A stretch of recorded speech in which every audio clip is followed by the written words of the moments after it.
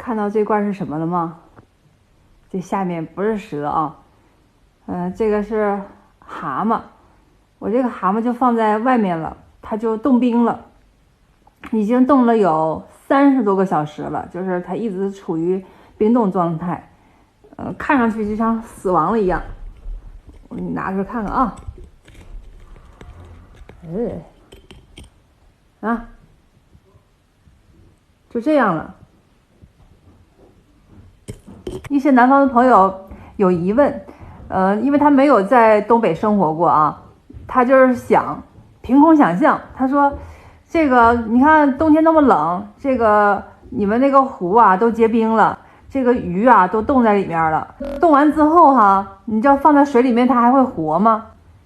他这个问题给我问住了。虽然我生活在东北这里哈，出生在这里，在这边，但是呢，我从来还没有仔细的去看过说这个从冰里面就已经冻死的样子，再用水给它缓了，它还能不能活过来？因为它冻的就跟死的是一样的了。它具体的能不能活，还是说它现在是不是死亡了？这个东西我也没研究过呀。你看，就死亡的状态，你看这两个爪子。他们就问我这样的话放到水里边缓冻它能不能活。其实他问的对，我也不能给他准确答案，所以呢我今天就拿了这些东西，咱们一会儿给它缓一缓冻，看看能不能活，或者是能活几个。咱们好好观察观察啊。在这之前冻得比这严重多了，这个在房间里面已经缓冻了很多，因为房间里面暖和嘛。哎呀，一缓冻了，这冰块还拿不动了。哎呀，碎了冰，哇，掉下来了。你看这蛤蟆就这样的状态，你说它现在就是死了，你说对不对？啥反应都没有，就死亡的状态。诶，等会儿啊，这也是从冰里面掉下来的。哇，它居然有点动了。这个也是从那块冰上掉下来，它居然动了。我看这个啊，之前哈，我给它拎回来的时候，当时那个蛤蟆有好几个，都是在一块冰上的，还在冰上粘的，它是完全冰冻的状态。这里面还有一个泥鳅鱼，这泥鳅鱼长得像蛇似的。我现在准备了一个大盆子，咱们把这个蛤蟆和泥鳅倒进去啊！哎呀，这么多个，哇！那根泥鳅已经活了。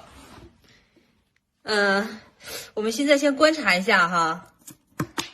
你看这种带冰的，就是冻得噼里啪啦硬的，这个是不知道能不能活，好像没戏了。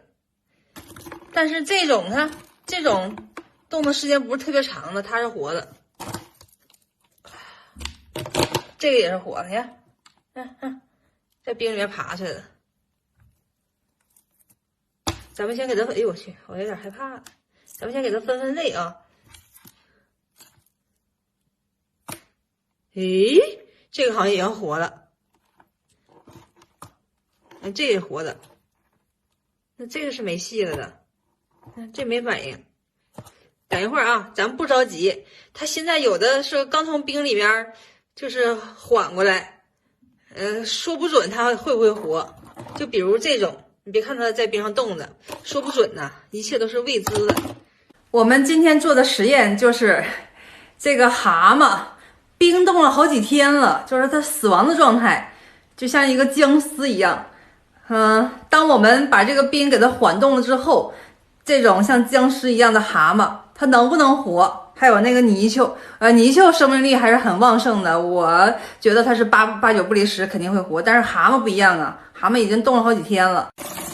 倒入水，哇，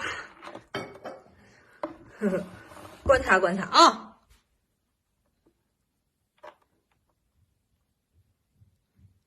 现在我觉得离开冰块那些倒是没什么问题了，这个不行。哎，我看这个是真不行了。咱们呢就在这等着，等个10分钟或者是5分钟的哈，肯定跟现在的现象是不一样的。为什么镜头我没有一直放在这个蛤蟆身上呢？我怕头条审核很严格，又说有恶心的画面，看条鱼也恶心，胆儿也太小了吧。这是一根泥鳅哈啊，还有这个罐头瓶子。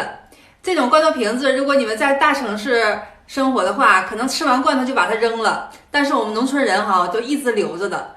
每吃完一瓶罐头，这个罐头瓶子不是装个什么盐呐、什么大酱啊，或者是装点油啊，或者是养鱼。我们家以前也养鱼，你们养鱼都养的什么金鱼呀、什么锦鲤呀，就那些很高级的东西哈。我们农村人不对，农村人就养个泥鳅，然后有的时候罐头瓶子里放俩瘪盖子，瘪盖子也是水里面的一种，那叫啥来着？生物，应该只能说生物不能，它不是鱼，它就是说可以爬，可以在陆地上爬，还可以飞，然后呢还可以在水里游，土话管它叫陆海空。我们就养那些啊，里头放根泥鳅鱼，放俩瘪盖子，或者是放2个老头鱼，就那个小老头鱼，就放罐头瓶里面养着，放在窗台上，每天闲着没事儿看看也挺养眼的。不像你们大城市啊，有生活品味，都放了什么红鲤鱼啊，不是红金鱼、绿金鱼的啊。我们农村不养那些，其实也挺好玩的，这就是一种简单幸福的事儿。再放个泥鳅，我把它装满水的话，它就在里面游来游去了。我还记得我小的时候呢，那时候上小学，放学回来呢，就回我们那平房嘛，不是现在的房子，那时候我们真的住在屯子里面。我们家窗台上就有这大罐头瓶子，里面装瘪盖子，装2个老头鱼，有的时候装个泥鳅。那个泥鳅吧，它比较调皮，就在这罐头瓶子里边来回跑，来回跑。有的时候我还拿馒头喂喂它。放学了之后呢，家里还没开饭呢，然后这罐头瓶子冲着夕阳那阳光哈透过来，很漂亮的，水也够清澈。然后我就拿那小馒头渣就在那里面喂，边喂边看。就在这儿看着看着，能看半个多小时，然后还吃饭了，然后就吃饭，或者是写作业。哎，小的时候，童年的生活嘛，你说枯燥吗？它也不枯燥，就是看鱼，看这泥鳅鱼能看半个小时。你们抓过蜻蜓吗？捉蜻蜓，然后我胆儿比较肥，我还捉小蜜蜂，后来被蜜蜂给蛰了。秋天的时候呢，会去树上摘个李子什么的吃。我们家李子树哈，经常长一些小虫子、羊喇子，因为农村的果树它是不喷农药的，不喷农药的果树呢，就会有蝴蝶在上面产卵啊，到时候它就变成羊喇子蛰人的，被它蛰一下比蜜蜂蛰的还难受呢，那整个手背全肿了。还记得，哎呀，童年呢好简单呢，但是也挺快乐的，枯燥。刚刚那个在冰块那个蛤蟆也不知道是哪个了，反正都活了。我看，哎呦，我就它，同志们，就它活了。我去，就它最胖，就刚刚冻在冰块上那个，就它。你看，活的比谁都硬实。我作为一个北方的孩子哈，虽然我生活在这个冰天雪地的这种环境下面，但是我从来没有仔细的去观察过这个事儿。当时南方的朋友问我这个话题的时候，我还想跟他说呢，我说不可能吧，或者说我说你去百度查一下，我不敢这个随便下定论。他说不信你试试。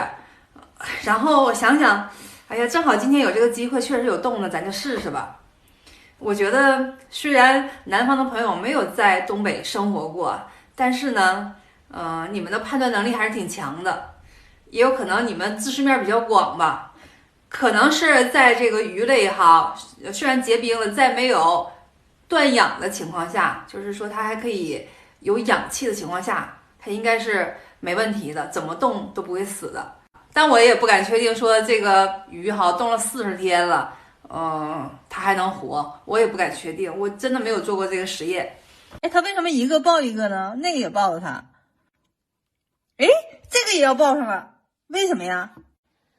我跟你说，这个蛤蟆超坏，就这上面这个抱人家那个，你看它喘气儿呢，下面就喘气儿呢，气得鼓鼓的。哇，好了，实验做完了，我们也不能把它放到盆子里了，给它装到瓶子里去，放过去。明天有空的时候，哎呦我去，挺厉害的。有空的时候给它炖了，生龙活虎的，真想给它们冻住。我给它放到这里了，这里比较冷。朋友们哈，那些蛤蟆和泥鳅呢，我又放在罐子里面，放一个很冷的地方给它放起来了，我让它继续冬眠。只有冬眠的鱼和蛤蟆，它才能把身上那些脂肪啊、肌肉啊都储备好了，就是原封不动的，不会消耗掉。那样的话，咱们炖的才香。